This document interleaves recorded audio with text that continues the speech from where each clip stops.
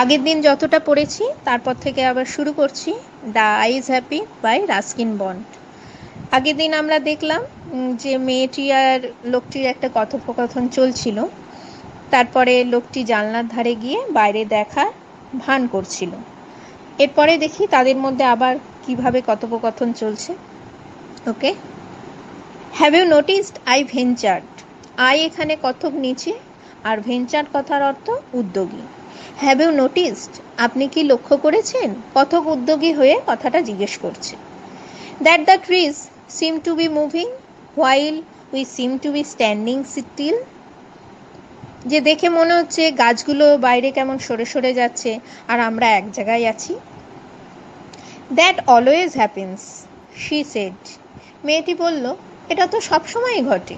সত্যি তো, ট্রেনে আমরা যখন যাই তখন দেখি বাইরে তাকালে মনে হয় যেন গাছগুলো সরে সরে যাচ্ছে আর আমরা এক জায়গায় বসে আছি।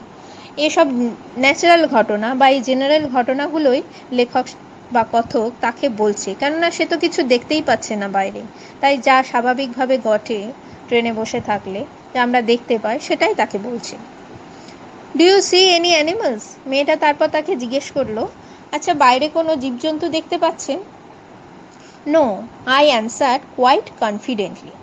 না, আমি বেশ নিশ্চিতভাবে। কোয়াইট কনফিডেন্টলি মানে বেশ নিশ্চিতভাবে। তাকে উত্তর দিলাম, না। I knew that there were hardly any animals left in the forest near Dehra. দেহারার কাছে জঙ্গলগুলোতে খুব কম জীবজন্তুই বেঁচে আছে, এটা আমার জানা ছিল। I turn from the window and faced the girl. তারপর আমি জানলার দিক থেকে মুখ ঘোরালাম, মেয়েটা সামনাসামনি হলাম। And for a while we sat in silence. তারপর কিছু সময় দুজনেই আমরা চুপচাপ বসে রইলাম। You have an interesting face, I remarked. I মানে কথক। এরপর সেই নিস্তব্ধতা ভেঙে কথক মন্তব্য করলেন, you have an interesting face. আপনার মুখটা বেশ চিত্তাকর্ষক বা আকর্ষণীয়। I was becoming quite daring. আমি ক্রমে সাহসী হয়ে উঠছিলাম। But it was a safe remark. কিন্তু আমার মন্তব্য বেশ নিরাপদ ছিল। Few girls can resist flattery. Flattery শব্দের অর্থ হচ্ছে তোষামোদ, আর রেজিস্ট কথার অর্থ হচ্ছে আটকানো। ফিউ গার্লস খুব কম মেয়েরাই ক্যান রেজিস্ট ফ্ল্যাটারি তোষামোদকে আটকাতে পারে। She laughed pleasantly, a clear ringing laugh. সে হাসল সুন্দরভাবে, একটা পরিষ্কার খিলখিল হাসি। রিঙ্গিং, খিলখিল। It's a nice to be told I have an interesting face. এটা কিন্তু খুব সুন্দর বলেছেন, আমার আকর্ষণীয় মুখ। I am tired of people telling me I have a pretty face. লোকজন আমাকে প্রায় বলে আমার মুখটা সুন্দর, আর আমি এটা শুনে শুনে হাঁপিয়ে উঠেছি। কিন্তু আপনিই আলাদা বললেন যে আমার মুখটা আকর্ষণীয়, আর এটা আমার বেশ ভালো লাগলো। Oh, so you do have a pretty face, thought I. যেহেতু লেখক আন্দাজেই বলছিলেন, তাই মনে মনে ভাবলেন, ও তাহলে তোমার মুখটা সত্যি সুন্দর। And allowed I said, well, an interesting face can also be happy. তারপর বেশ জোর গলায় তিনি বললেন, হ্যাঁ, ইন্টারেস্টিং ফেস, আকর্ষণীয় মুখ, ক্যান বি প্রেটি, সুন্দরও হতে পারে। You are a very gallant young man. আপনি কিন্তু বেশ সাহসী যুবক, মেয়েটি বলল। But why are you so serious? কিন্তু আপনি এত গম্ভীর কেন?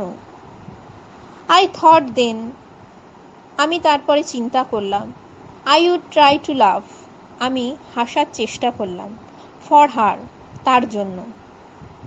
But the thought of laughter, কিন্তু হাসির চিন্তা, only made me feel trouble and lonely, শুধুমাত্র আমাকে একটা অস্বস্তি অনুভব দিল, আর আমি যেন একাকী অনুভব করলাম।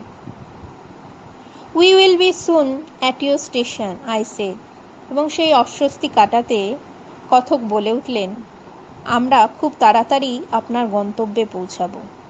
We will soon B at your station, আমরা খুব তাড়াতাড়ি আপনার স্টেশন বা গন্তব্যে পৌঁছাবো। থ্যাংক গুডনেস, যাক বাঁচা গেল। ইটস এ শর্ট জার্নি, এটা একটা ছোট সফর। আই ক্যান্ট বিয়ার, আমি সহ্য করতে পারি না, to sit in a train, একটা ট্রেনে বসে থাকতে, for more than 2 or 3 hours, 2-3 ঘন্টার বেশি। মেয়েটা উত্তর দিল যে আমি 2-3 ঘন্টার বেশি একটা ট্রেনে বসে থাকতে পারি না। Yet I was prepare to sit there, অথচ তারপরে লেখক বলছেন yet I was prepare to sit there, অথচ আমি সেখানে বসে থাকতে প্রস্তুত, for almost any length of time, সময়ের যে কোনো পরিসর ধরে। যেখানে মেয়েটা নেমে যেতে এত উৎসুক, এত ছটফট করছে, বসে থাকতে পারছে না, সেখানে লেখক ভাবছে আমি সেখানে সময়ের যে কোনো সময় ধরে বসে থাকতে প্রস্তুত। Just to listen to her talking, শুধুমাত্র তার কথা শোনার জন্য। Her voice had the sparkle of a mountain stream, তার শব্দে, তার গলার স্বরে একটা স্পার্কল, ঝলমলানি আছে, অফ এ মাউন্টেন স্ট্রিম, পাহাড়ি ঝর্ণার মতো। As soon as she left the train, যে মুহূর্তে সে ট্রেন থেকে নেমে যাবে, she would forget our brief encounter, সে আমাদের এই সংক্ষিপ্ত জার্নি বা সফর ভুলে যাবে। এই সফরে আমাদের যা কথা হলো সবটাই সে ভুলে যাবে। আচ্ছা, আগের লাইনে দেখো খেয়াল করে, তার ভয়েসটাকে কিসের সাথে তুলনা করা হয়েছে? মাউন্টেন স্ট্রিমের স্পার্কেলের সাথে। এখান থেকে এইসব জায়গা থেকে শর্ট কোশ্চেন আসতে পারে, তাই গল্পগুলো লাইনগুলো ডিটেলে পড়বে এবং মনে রাখার চেষ্টা করবে। আচ্ছা, কোথায় ছিলাম? তারপরে আমরা পড়ছি, but it would stay with me for the rest of the journey and for some time after. বলছে মেয়েটা হয়তো ট্রেন থেকে নেমে যাওয়ার সাথে সাথে আমাদের এই সংক্ষিপ্ত কথোপকথন, যা যা কথা হলো সবই ভুলে যাবে, কিন্তু এর রেশ লেখকের মনে রয়ে যাবে যতক্ষণ সে বাকি রাস্তাটা যাবে, অথবা তার কিছু সময় পরেও তার মনে রয়ে যাবে। The engines whistle shrieked, the carriage wheels changed their sound and rhythm. Engines whistle shrieked, ইঞ্জিনের বাঁশি বেজে উঠল, তীক্ষ্ণভাবে বেজে উঠল। shrieked কথা হচ্ছে তীক্ষ্ণভাবে বেজে ওঠা। The carriage wheels changed their sound, কামরার চাকাগুলো শব্দ পরিবর্তন করলো, অ্যান্ড রিদম, ছন্দও পাল্টালো। দ্য গার্ল গট আপ, মেয়েটা উঠে দাঁড়ালো, and began to collect her things, এবং তার জিনিসপত্র গোছাতে শুরু করলো। আই ওয়ান্ডার, আর লেখক বা কথক সেখানে বসে বসে ভাবতে লাগলো, if she wore her hair in bun, সে কি চুলে খোপা করেছে, or if it was plaited, অথবা তার চুলে বিনুনি আছে, perhaps it was hanging loose over her shoulders, অথবা চুলগুলো হয়তো ঘাড়ের উপর ছাড়া, or was it cut very short, নাকি চুলগুলো খুব ছোট করে ছাঁটা। এসব সবই নিজের মনে মনে ভেবে যাচ্ছেন, মেয়েটাকে তো দেখতে পাচ্ছেন না, সবটাই তার কল্পনায় চলছে। The train drew slowly into the station, ট্রেনটা আস্তে আস্তে স্টেশনে ঢুকলো। আউটসাইড, বাইরে, there was the shouting of porters, বাইরে চিৎকার শোনা যাচ্ছে, কাদের? পটার্স অ্যান্ড ভেন্ডার্স, কুলি আর বিক্রেতাদের। অ্যান্ড এ হাই পিচ, আর একটা উচ্চ কণ্ঠস্বর, ফিমেল ভয়েস, মহিলা কণ্ঠস্বর, নিয়ার দ্য ক্যারেজ ডোর, কামরার দরজা থেকে, দরজার কাছ থেকে, নিয়ার মানে কাছ থেকে। That voice must have belong to the girl's aunt, হতে পারে সেই সব মহিলার কণ্ঠস্বরটা ওই মেয়েটির মাসির। Goodbye, the girl said, মেয়েটা গুড বাই অর্থাৎ বিদায়। She was standing very close to me, সে আমার খুব কাছেই দাঁড়িয়েছিল। So close that the perfume from her hair was tantalising. Tantalising এই শব্দের অর্থ দেখো তোমাদের বইয়ের নিচে দেয়া আছে। Making you feel a desire to have or do something, মানে একটা এমন অনুভূতির সৃষ্টি করা যে অনুভূতিতে কিছু পাওয়ার বা করার ইচ্ছে জাগে। তো এবার আমরা আবার গল্পে ফিরে আসি। So close that the perfume from her hair was tantalising, এতটাই কাছে, সো ক্লোজ এতটাই কাছে, দ্যাট দ্য পারফিউম যে তার চুলের থেকে নিঃসৃত সুগন্ধ, ওয়াজ ট্যান্টালাইজিং কথকের মনে একটা বাসনার উদ্রেক করেছিল। I wanted to raise my hand, আমি হাতটা তুলে তার চুল অ্যান্ড টাচ হার হেয়ার, হাতটা তুলে তার চুল ছোঁয়ার চেষ্টা করলাম। বাট শি মুভড অ্যাওয়ে, কিন্তু সে সরে গেল। Only the scent of perfume still linger, শুধু সে যেখানে দাঁড়িয়েছিল তখনও অবধি তার চুলের থেকে নিঃসৃত সেই সুগন্ধটা লেগে রইল, মানে সুগন্ধের রেশটা থেকে গেল। দেয়ার ওয়াজ সাম কনফিউশন ইন দ্য ডোরওয়ে, দরজার কাছে একটা বিশৃঙ্খলা দেখা গেল। কনফিউশন কথার অর্থ বিশৃঙ্খলা। A man getting into the compartment, একটি লোক যে সেই কামরায় উঠছিলেন, স্ট্যামার্ড অ্যান অ্যাপোলজি, তিনি ক্ষমা চাইছিলেন। অ্যাপোলজি মানে ক্ষমা চাওয়া। দেন দ্য ডোর ব্যাংড, তারপর দরজা সশব্দে বন্ধ হয়ে গেল। ব্যাংড কথার অর্থ সশব্দে বন্ধ হওয়া। And the world was shut out again, এবং বাইরের জগৎটাও যেন আবার বন্ধ হয়ে গেল। I return to my berth, আমি আমার কামরায় ফিরে এলাম। The guard blew his whistle, guard সাহেব বাঁশি বাজালেন।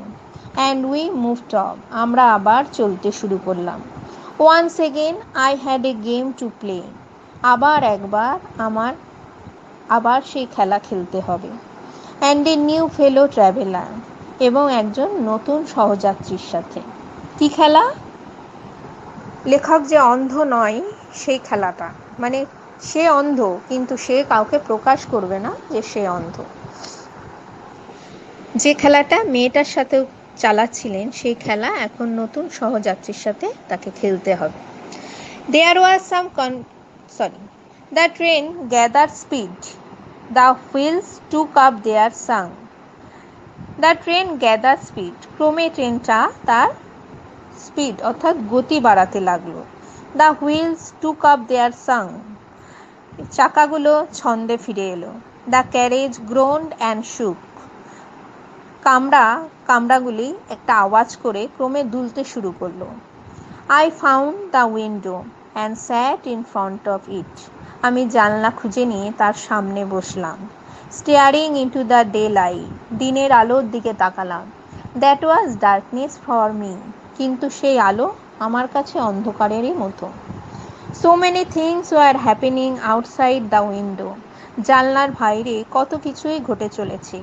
It could be a fascinating game guessing what went on out there, সেখানে কি ঘটছিল আন্দাজ করাটা একটা মন ভোলানো খেলা হতে পারত।